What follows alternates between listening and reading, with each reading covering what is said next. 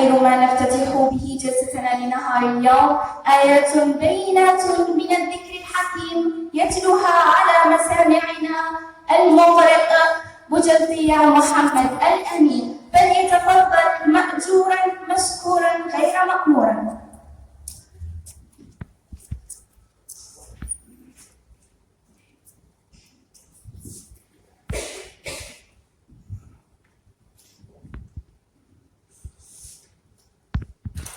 أعوذ بالله من الشيطان الرجيم. بسم الله الرحمن الرحيم.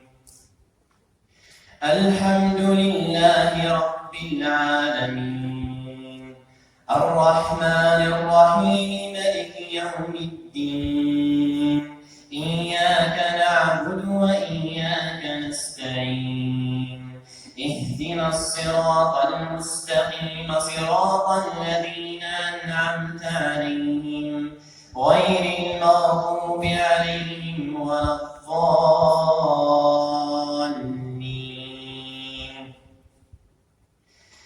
لقد أنزلنا إليكم آيات مبينات ومثلا من الذين خلوا من قبلكم وموعظة للمتقين. الله نور السماوات والأرض، مثل نوره كمشكاة فيها مصباح، المصباح في زجاجة، الزجاجة كأنها كوكب دري يوقد من شجرة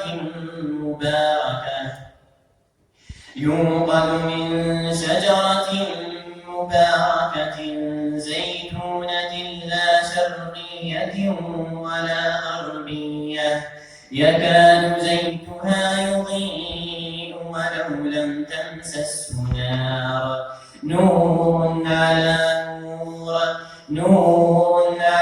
نور، يهدي الله لنوره من يشاء ويضرب الله الأمثال للناس، والله بكل شيء عليم.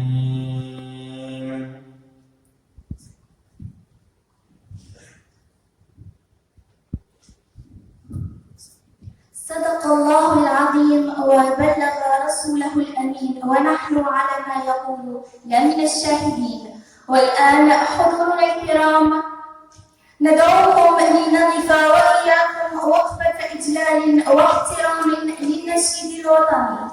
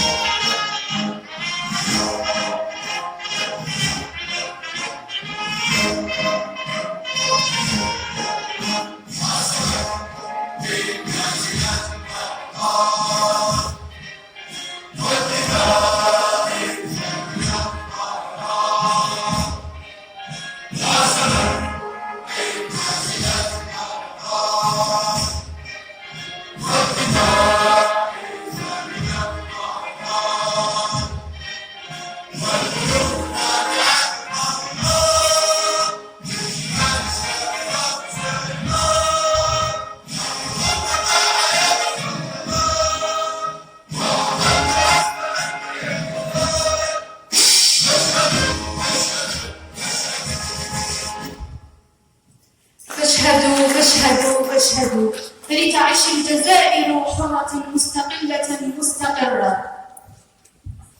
اليوم نحن نحتفل بالذكرى 59 لاستعادة السيادة الوطنية، ونحن أيضا نستعيد مآثر من حرروا هذا الوطن من شهداء ومجاهدين. هذا الاستقلال هو عبارة عن أسطورة لم يعرف لها العالم مثيلا. هذه الملحمة كما سماها البعض. السادة رؤساء التنظيمات الطلابية، وسائل الإعلام، بناتنا وأبناء الطلبة، ضيوفنا الكرام، السلام عليكم ورحمة الله تعالى وبركاته. حقيقة أنه ولا شرف لنا أن تحتضن جامعتنا مثل هذه التظاهرات والاحتفالات الوطنية التي تعكس رغبة جامحة منا في الوقوف على تراث الأمة اعترافا بدماء الأجداد، فإنها ذكرى 59 لاستقلال وطننا وشعبنا التي تعبنا على الاحتفال بها والوقوف على معاني التضحيات الجسام لبنات وأبناء وطننا المفدى من أجل الاستقلال والحرية والعزة والكرامة. إنه يوم رسم شهداؤنا المخلدون ومجاهدين الأطهار أطال الله في أعمارهم فيه أروع الصور في رفض الاستبداد والاستعباد ونبذ القهر والظلم،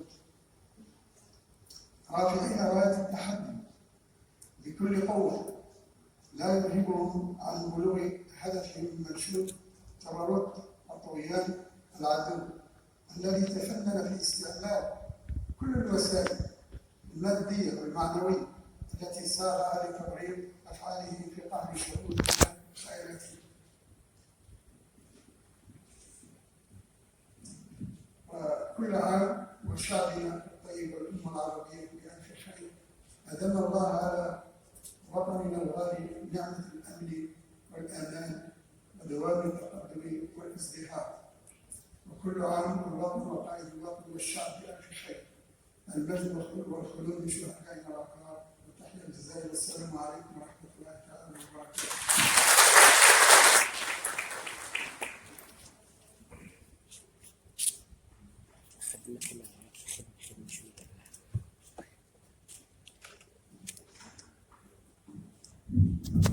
الأستاذ بالعربي خالدي لإلقاء محاضرته تحت عنوان ذكرى 5 جويلية بين ثقل الماضي وواقعية الاستقلال، فليتفضل مشكورا.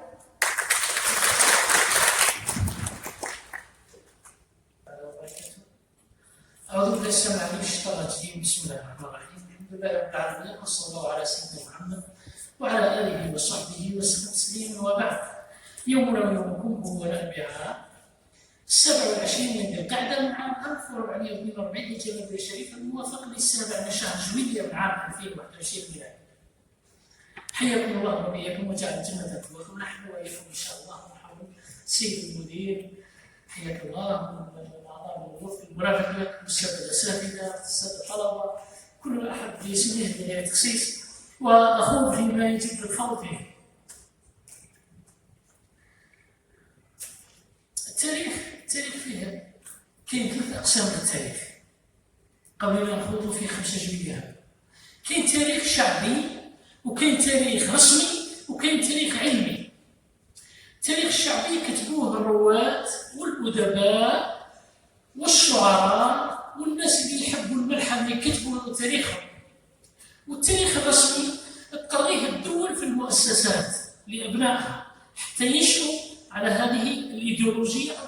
والتاريخ العلمي يوجد في الجامعات اللي يقولوا العرب أصبت وزيد أخطأت. مصداقا للقول الشائع أو المعروف: خذ من الخطأ خبرة، من الخطأ عبرة، ومن الصواب خبرة. كي دير حاجة صحيحة أحسن عليها تعاود دير الصح.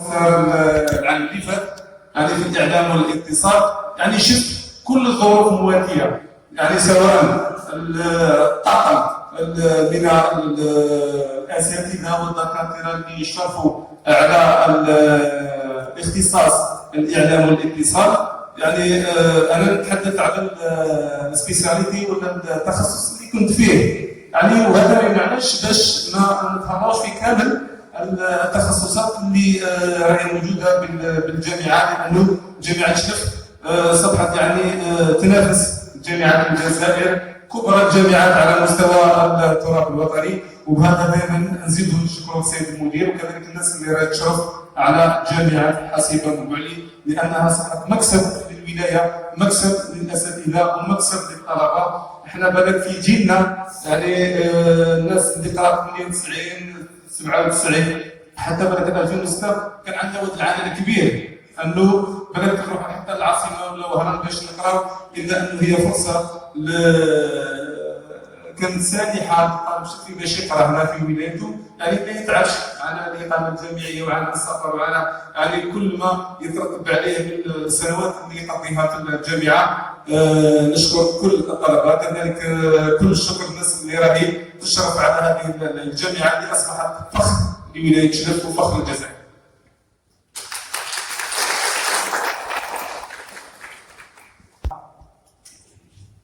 اكيد. يعني هما كانوا شاركوا 28 متسابق. يعني الشيء اللي شفتوا البارح انه كل المتسابقين فازوا.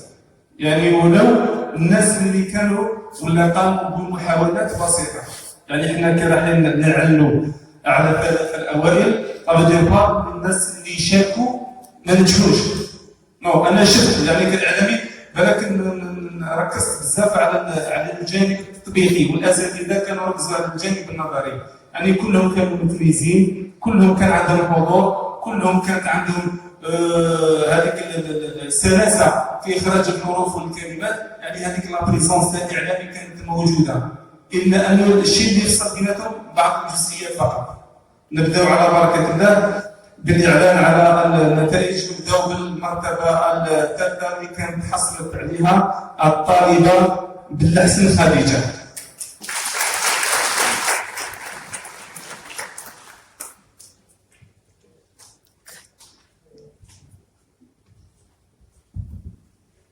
التكريمات ستكون بعد الإعلان عن النتائج. هاني هذيك بالحسن خديجه. انا عطينا كلمه برك على المشاركه تاعك، كيفاش جاتك الفكره؟ يعني كنا شفنا الفيديو كان عندك حضور، كان عندك تميز. تفضلي. بسم الله والصلاة والسلام على رسول الله سيد الخلق وعلى آله وصحبه ومن والاه. أحيي جميع الحضور المتواجد معنا في القاعة. لقد كانت مسابقة شيقة، كنت شاركت فيها بحماس كبير ومتشوقة، وكنت متحمسة كثيرا، وكان عندي شغل، كنت باغية تحدي ولازم ننجح، والحمد لله فزت في المسابقة. المسابقة ماهيش جديدة عليا، كان عندي مقبل مشاركات، وكنت الثانية واللي تحصلت على المرتبة الثانية وهي الطالبة دلة نبيلة. المشاركين كانوا فايزين معنا، ونشكر الإذاعي سليم طوطاش على كلمته. الآن ننتقل إلى جو التكريمات.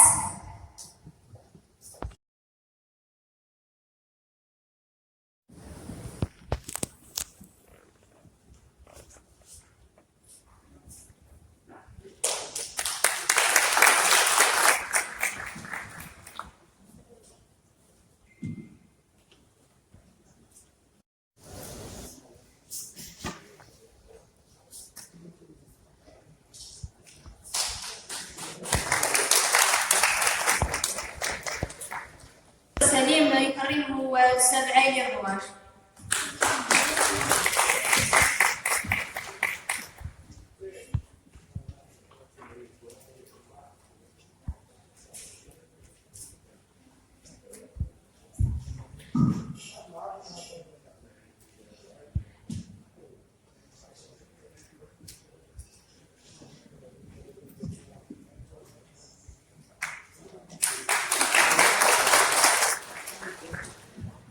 والآن نكرم السيدة حفيظة بشير